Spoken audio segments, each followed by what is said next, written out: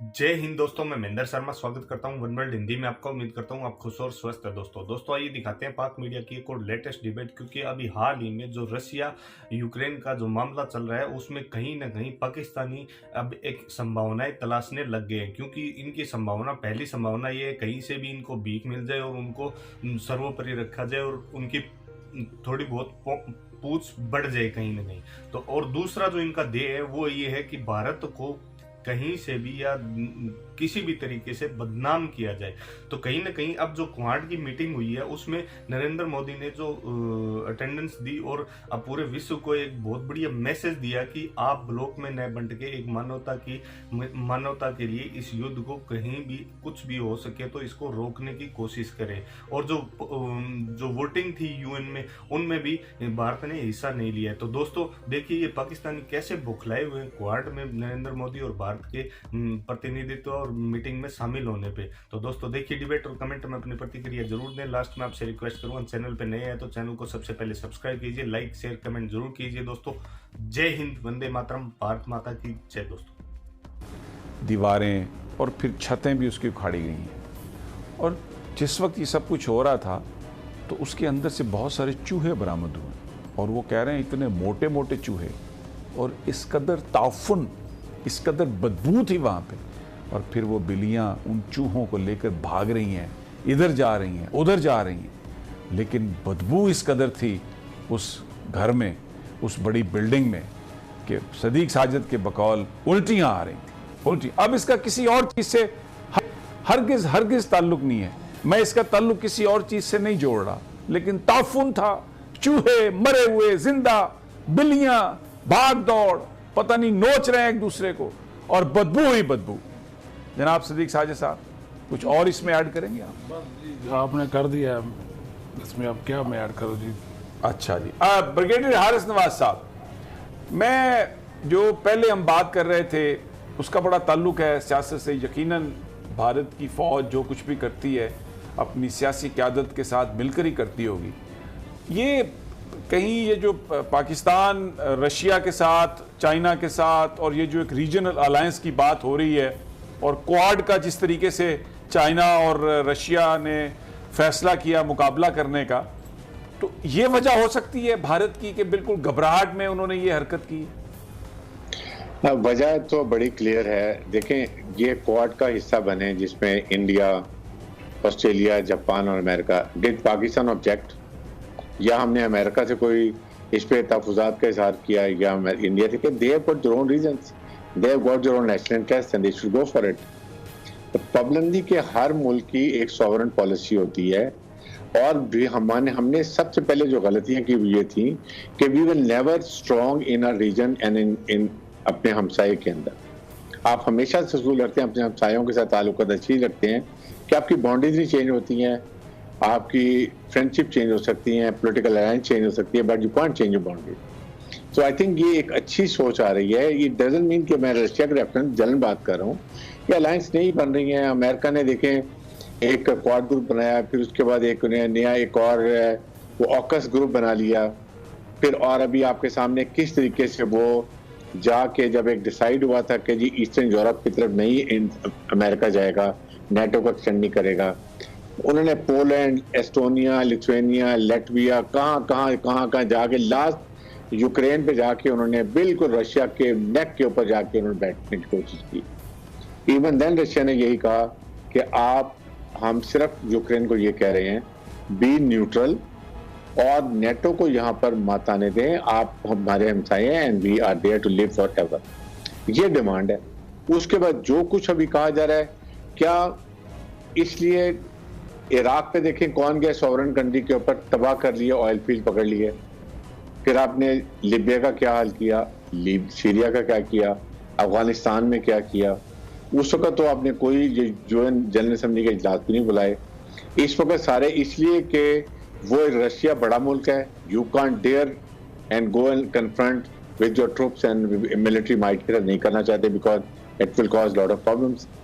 Likewise Pakistan को इस वक्त अपनी पॉलिसी चेंज करने की जरूरत थी, बट दैट डजंट मीन कि we are not going to engage with American. American हमारे फ्रेंड्स हैं, हम उनसे एंगेजमेंट करना चाहते हैं, कर भी रहे हैं, हमारा बहुत बिजनेस भी उनके साथ है। Likewise we all the right to look towards our eastern side, जिसमें चाइना है, देन आपका सेंट्रल एशिया है, रशिया है, आप ईरान है। ये ममालिक से हमें बहुत इकोनॉमिक सपोर्ट चाहिए, एनर्जी रिसोर्सेज चाहिए। We are energy short country. इस वक्त हमें ईरान की भी जरूरत है, वहां सैंक्शन लगी हुई है। दूसरा आदमी रशिया का, we want from that side also. TAPI जो है, ताजिकिस्तान, पाकिस्तान, इंडिया जो है वो रुका हुआ है, अफगानिस्तान की सिचुएशन की वजह से। अफगानिस्तान को आप स्टेबल नहीं करना चाहते अमेरिकन। अगर अमेरिकन स्टेबल करना चाहते तो क्या वो वहां पर इतना वेपन एमुनिशन खुला छोड़ के आ जाते? इसका क्या मतलब था कि they should fall into the hands of all terrorist. और पाकिस्तान में जो पहले प्रॉब्लम और ज्यादा हो जाए, बिकॉज यू डोंट वांट कि आपका अफगानिस्तान जब बलूचिस्तान स्टेबल हो, बलूचिस्तान स्टेबल नहीं होगा इसका मतलब सीपैक नहीं बनेगा। हमारी पूरी कोशिश है कि अफगानिस्तान स्टेबल हो, चाइना भी यही चाहता है, उसका BRI बन जाएगा। हमारा बलूचिस्तान स्टेबल होगा तो हमारा सीपैक बनेगा और हमारी इकोनॉमिक तरक्की होगी। रशिया, पूरा सेंट्रल एशिया, चाइना, ईरान, आप सोच लें कि इससे पाकिस्तान की कितनी इकोनॉमिक तरक्की होती है। हम एक इस्लामिक मुल्क हैं, हम एक न्यूक्लियर मुल्क हैं। अगर हम इकोनॉमिक तरक्की कर लेते हैं तो अपने फैसले अपनी मुल्की मफादात में करेंगे। IMF, वर्ल्ड बैंक ने अभी आपके सामने, हम रशिया गए, अमेरिका ने नेशनल बैंक ऑफ पाकिस्तान को, जो माना कर सेंट्रल दिया। बैंक ने 55 बिलियन का, it is conveying a message कि this is what we do when you don't listen to us. Why should we listen to anyone? हमारे अपने मुल्की मफादात हैं। आई थिंक इसके ऊपर और मुल्क में मैं हैरान हूं कितने लोग तब से इसके ऊपर कर रहे हैं। कुछ हमें नेशनल इंटरेस्ट के अंदर बात करनी चाहिए कि पाकिस्तान को फॉरेन पॉलिसी हमें अपनी अपनी मुल्की मफाद में बनानी चाहिए, not at the helm of others. क्योंकि हमारी प्रॉब्लम ये है कि हमारी ब्यूरोक्रेसी, ज्यादातर हमारी जितने लोग जाते हैं वो जाके वहाँ वेस्टर्न यूरोप में और उसके बाद अमेरिका में तालीम हासिल करते हैं, तो हमारी थिंकिंग वो चेंज हो जाती है। But we must realize with time you keep changing. आप देख लें जो कल सऊदी अरब की पॉलिसी आज नहीं है, UAE की पॉलिसी कितनी चेंज हुई है। फिर इसी तरह टर्की को देखें, टर्की की अपनी पॉलिसी है, we are in same group. तो I think we have all the right to make our own policy.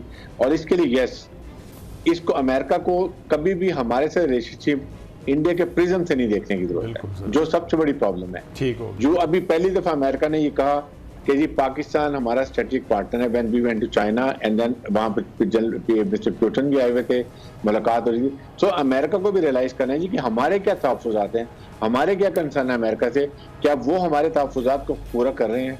That's the reason basically. बिल्कुल ठीक। अच्छा, अब जरा थोड़ा सा डोमेस्टिकली जो बात हो रही है कि एस्टेब्लिशमेंट न्यूट्रल हो गई है और अब ये सियासतदान जो हैं वो आपस में सब कुछ कर रहे हैं, तो इसका आप बताइए कि इसको किस तरीके से जो आपकी जो वो एक्स सर्विसमैन एसोसिएशन जो है वो किस तरह से इसको देख रही है, इसका क्या इम्पैक्ट आ रहा है इस सारी सूरत हाल में। लेकिन फिर इसी सारी कहानी में एक बड़ा सवाल भी है कि अगर इमरान खान साहब की गवर्नमेंट फॉल कर जाती है तो जो आप रशिया के साथ जो चीज़ें आपने शुरू की हैं, जो नए अलायंसेस की बात हो रही है, उनका क्या फ्यूचर होगा, वो किस तरफ जाएंगे? क्योंकि ये जो लोग हैं, नवाज शरीफ साहब हैं, मौलाना फजलुर रहमान है, जरदारी साहब हैं, ये तो वो लोग हैं जो बिल्कुल अमेरिका की तरफ देखते हैं और अमेरिका के ही साथी हैं। ये तो किसी भी तरह जो वाशिंगटन के मफादात हैं उनके खिलाफ जाने का सोच भी नहीं सकते, जाना तो दूर की बात है।